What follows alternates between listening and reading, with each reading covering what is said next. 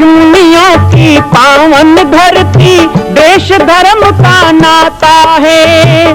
कहते सारे लोग यही है, वो हमारी माता है। जाग उठो ओ भारतवासी, जाग उठो ओ भारतवासी, गौ पर छुरियां चलती है। बंद करो गौ माँ की हत्या, सारी जनता कहती है। बंद करो गौ माँ की हत्या, सारी जनता कहती है।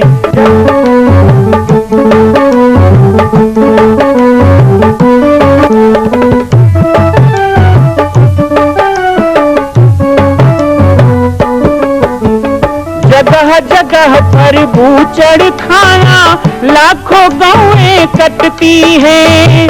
किसे सुनाए व्यथा हमारी, नैना नीर बहाती है। रक्षा करना गौ माता की,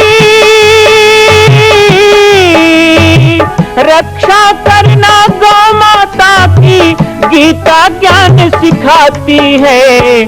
बंद करो गौ माँ की हत्या, सारी जनता कहती है।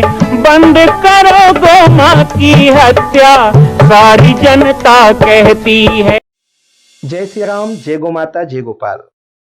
स्वागत है आप सभी का भारत के हृदय स्थल छत्तीसगढ़ प्रांत में मां कौशल्या धाम जिला बालोद में विगत 18 वर्षों से बन रहे इस विशाल दिव्य भव्य मंदिर का निर्माण।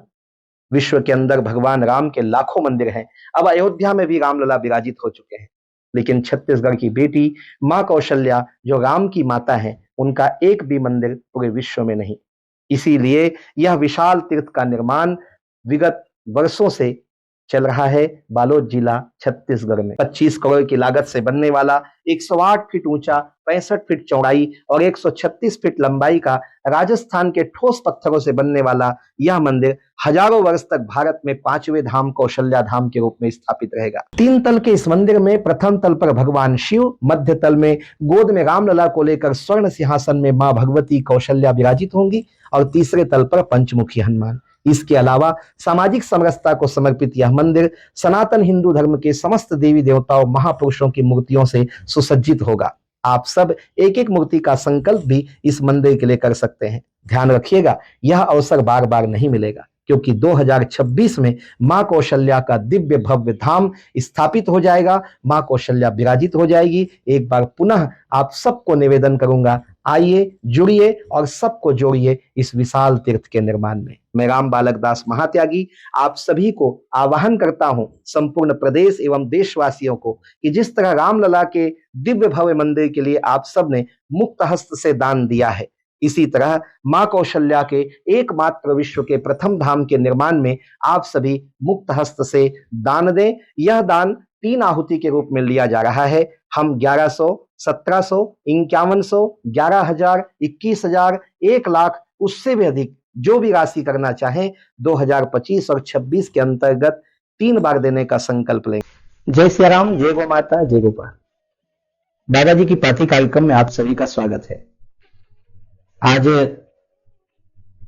धीरे धीरे बहुत दिनों के संस्मरणों को बोलते बोलते मेरे मन में एक विचार आया कि जिस तरह आप सभी जिज्ञासा करते हैं हमारे बचपन की बातों को सुनकर, हमारे संत जीवन की बातों को सुनकर के, तो क्या हम भी अपनी जिज्ञासा आपसे नहीं बांट सकते? हमारे मन में तो जिज्ञासा आती है। इन सभी संस्मरण को सुनने के बाद क्या आपके मन में कोई भी ऐसा विचार आता है कि आप अपने संतानों को भी इस रास्ते में ले जाना चाहते हैं?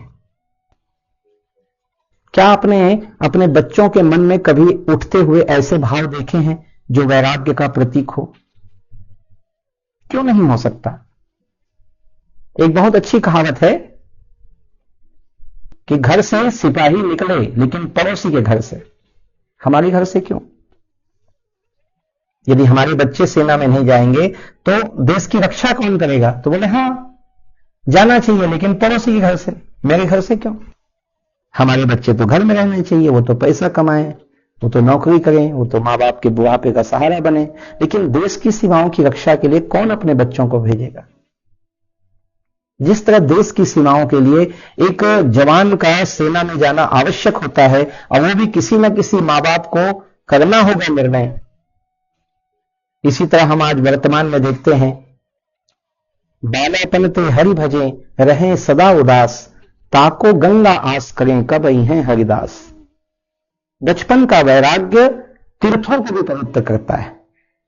ये मैं अपने लिए नहीं कह रहा, स्वाभाविक हमारे यहां धर्मशास्त्रों में, वेद पुराणों में, आधुनिक ग्रंथों में कथा है। स्वयं शंकराचार्य जी को देखिए, रामानंदाचार्य जी को देखिए, जितने हमारे आचार्य हुए सब बाल संत हैं। बचपन का वैराग्य है वह वैराग्य जिस समय जरा भी दाग या कालिमा नहीं होती मोह माया की, ऐसे समय में वैराग्य का होना।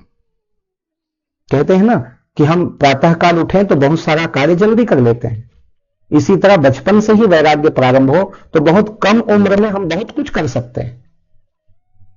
विवेकानंद जी के सामने जब विवाह का प्रस्ताव रखा गया तो विवेकानंद जी ने यही तो कहा था, विवाह के पश्चात मेरा परिवार होगा, एक मेरा बंगला होगा, बंगले के बाहर एक गाड़ी खड़ी होगी, नौकर चाकर होंगे, मेरा रुतबा होगा, लोगों में उठक बैठक होगी। लेकिन क्या इतना ही जीवन का उद्देश्य है? ये तो पशु पक्षी भी कर लेते हैं। और उन्होंने अपने जीवन का उद्देश्य बनाया कि मैं तो नर सेवा नारायण सेवा के लिए अपना जीवन समर्पित करूंगा। अपना सारा जीवन उन्होंने देश के लिए, राष्ट्र के लिए, संस्कृति के उत्थान के लिए, लोगों के विचारों को आंदोलित करने के लिए बिताया। हमारे बहुत से आचार्य ऐसे हुए जिन्होंने बालपन में वैराग्य लिया तो परिवार भी आड़े आया, लेकिन परिवार के साथ भी उन्होंने तालमेल बिठाया, या फिर परिवार को छोड़ करके उनको जाना पड़ा। लेकिन बचपन की यादें कार्यक्रम और विशेषकर दीक्षा जीवन का, संत जीवन का बचपन आप सबके साथ बांटने का मेरा उद्देश्य यही है। मैं अपनी कहानी नहीं गा रहा, मैं कोई अपना बड़प्पन बताने का प्रयास नहीं कर रहा। जो घटनाएं मेरे जीवन में घटी है बस भक्तों के जिज्ञासा के कारण वो मैं रख रहा हूं, लेकिन मेरे मन में है ऐसा कि क्यों ना आगे आने वाली पीढ़ियां भी, और जो नव दंपति हैं, जो नव विवाहित जुड़े हैं, वो भी कुछ ऐसा संकल्प लें। हम कथा तो सुन लेते हैं कि कयाधु के गर्भ में प्रहलाद को कैसे संस्कार मिले होंगे, लेकिन ध्यान रखिएगा कि आपको भी कहीं ना कहीं उसका एक पात्र बनना चाहिए। अपने बगीचे में खिलने वाले पुष्प को भगवान के चरणों में अर्पित करने का आप भी सोचिए। और यह तब सोचना चाहिए जब विधिवत संस्कार होता है, गर्भ में बालक आता है और उसके पश्चात वो पलता है, और जब वो बाहर आता है तो संसारिक माया मोह को देखता है, उस समय भी उसे ज्ञान की चर्चा, अध्यात्म की बातें, अच्छा परिवेश, अच्छा वातावरण मिलना चाहिए। आगे बचपन की यादें कार्यक्रम समय समय बढ़ रही है और मैंने आपको कुछ स्मृतियां बांटी है। कल हमने आपको बताया कि किस तरह मैंने अपने जन्मदात्री को पहली बार पत्र लिखा। मैंने मैया को पत्र लिखा और मैया कहती है कि उस पत्र को पढ़ने के बाद उनको बहुत अच्छा लगा। उनके मन में कहीं ना कहीं था कि शायद वो छोटा सा बालक हमें दोष देता होगा जंगल में, कि माँ बाप ने जंगल में छोड़ दिया, सुध नहीं ले रहे हैं, कैसे माँ बाप हैं। लेकिन इस पत्र को पढ़ने के बाद मैया कहती हैं कि उनको बहुत सांत्वना मिला, उनको बहुत अच्छा लगा। और मैं बता ही चुका हूं कि 6 महीने के बाद मुझे जन्मभूमि जाना होगा, एक बार मां का सामना करना होगा। और संसार में ये बहुत कठिन समय होता है कि जब एक मां के सामने बालक हाथ जोड़कर खड़ा होता है कि मुझे अब सारे जीवन के लिए आप आज्ञा करो कि मैं संत बन जाऊं। ऐसे बहुत संतों के जीवन में नहीं घटता है, लेकिन जिनके जीवन में ये घटना घटती है उनके लिए बहुत यादगार पल होता है। मैं आपको आगे बताऊंगा। अभी तो हम जंगल में थे और धीरे धीरे समय बीत रहा था। उस समय पाटेश्वर धाम में हीरादास जी रहते थे। हीरादास त्यागी हमारे गुरुदेव भगवान श्री राजयोगी बाबा जी का जन्म मल्दी ग्राम में हुआ। मल्दी के पास अर्जुनी है। अर्जुनी में राम मंदिर में एक बहुत दिव्य संत सदगुरुदेव रहते थे और अर्जुनी वाले महाराज जी के नाम से हम उनको जानते हैं। उनकी खूब लंबी जटाएं होती थी, इतनी लंबी जटा होती थी कि जब वो खड़े होते थे तो कम से कम 3 फीट जटा और जमीन में रह जाती थी। और बहुत सिद्ध संत है हमारे गुरुदेव श्री राजयोगी बाबा जी। आज जो भी है वो उनके कारण है, क्योंकि बचपन का जो सत्संग है उनका मिला उनको। दिल्ली वाले महाराज जी बहुत बाद में मिले। तो अर्जुनी वाले महाराज जी के शिष्य थे हीरादास जी। तो अर्जुनी वाले महाराज जी ने उनको यहां भेजा कि वो जंगल में रहता है जानकी दास, तो आप जाओ उनके साथ रहो, उनके साथ रह करके उनकी तपस्या को आगे बढ़ाओ। तो हीरादास जी जब मेरी दीक्षा हुई तो यहाँ थे और वो रहते थे, भोजन वगैरह वही बनाते थे। और एक बूढ़े बाबा भी थे, सीताराम जी हम लोग कहते थे, वो भी थे। दोनों का मुझे साथ मिला। गुरुदेव अब कभी चले जाते तो हम उनके साथ रहते। धीरे धीरे समय बीतने लगा और जैसा कि मैंने कहा था कि होली के पश्चात चैत्र का महीना, और चैत्र के महीने में हमको हरिद्वार कुंभ जाने की तैयारी करनी थी।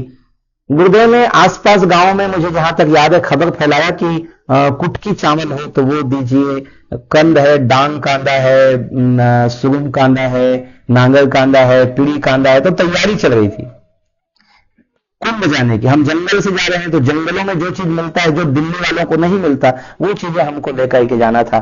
तो गुरुदेव कुंभ की तैयारी कर रहे थे और मेरे जीवन में एक और मोड़ आया।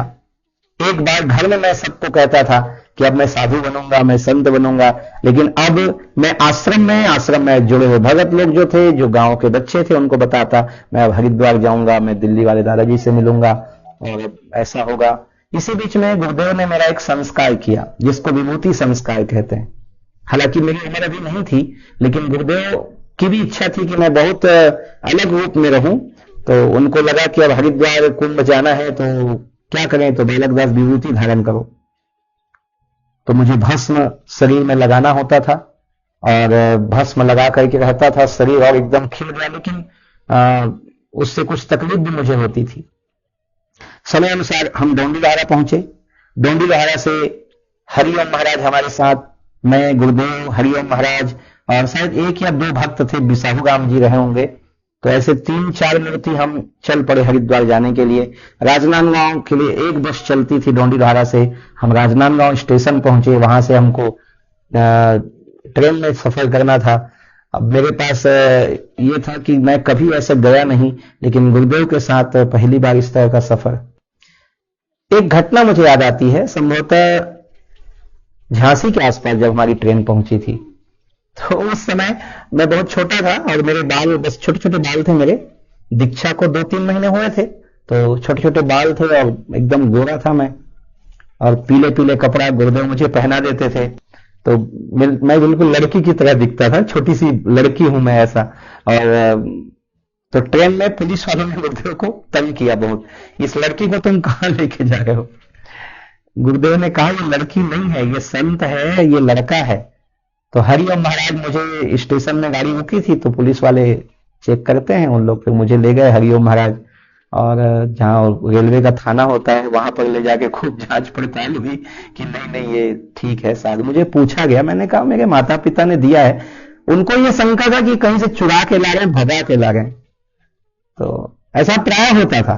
जब गुरुदेव टीवीएस में बैठा के मुझे पहली बार रामनगर ले गए, तब भी कुछ लोग कहते थे ये बाबा जी के साथ एक कौन सी लड़की है छोटी सी। तो ऐसा कुछ हो जाता था भ्रम। और हम हरिद्वार पहुंचे। हरिद्वार का जो दृश्य था मैं पहले ही बता चुका हूं, मेरे जीवन के स्मृतियों में बहुत ऊपर रहेगा वो स्मृति। मैंने पहली बार ऐसा सजा हुआ कुंभ देखा, अद्भुत आनंद था। और जैसे ही मैं कैंप में गया और गुरुदेव ने मुझे कहा, मैं थोड़ा सकुचा रहा था, बड़े बड़े संतों को ऐसे मैंने देखा नहीं था ना। गुरुदेव को देखा था और लेकिन इतने साधु संत नहीं देखे थे। जिधर देखो साधु संत दिखे, बड़े मस्त मुष्टंड दिखाई दे। कोई गांजा पी रहा है, कोई दूध घोंट रहा है, कोई धुनी में बैठा है, कोई चिमटा लेके गाली दे रहा है किसी को। मुझे सब जितनी कथा में सुना था ना, दुर्वासा, वशिष्ठ, विश्वामित्र, सब वहां परशुराम दिखाई देने लगे। एक तो फरसा वाले बाबा जी थे, विचित्र विचित्र रूप देख रहा था मैं। और जब गुरुदेव ने मुझे, उस समय जो हमारे दादा गुरु हैं, आप तो मचान पे रहते हैं, उस समय मचान पे नहीं रहते थे, सामान्य एक घास की कुटिया थी, वहां बैठे हुए थे और मुझे ले जाया गया। गुरुदेव मुझे लेके गए और स्वयं दंडवत किया। मुझे दंडवत करने को कहा। मैंने 3 बार साष्टांग दंडवत दादाजी को किया। और जैसे ही मेरा 3 बार दंडवत पूरा हुआ, दादाजी तो खूब मोटे ताजे, हमारे परम पूज्य वैष्णव कुल शिरोमणि महामंडलेश्वर स्वामी रामकृष्ण दास जी महात्यागी, कौन नहीं जानता, आज भारत के संपूर्ण साधु समाज में उनका नाम है।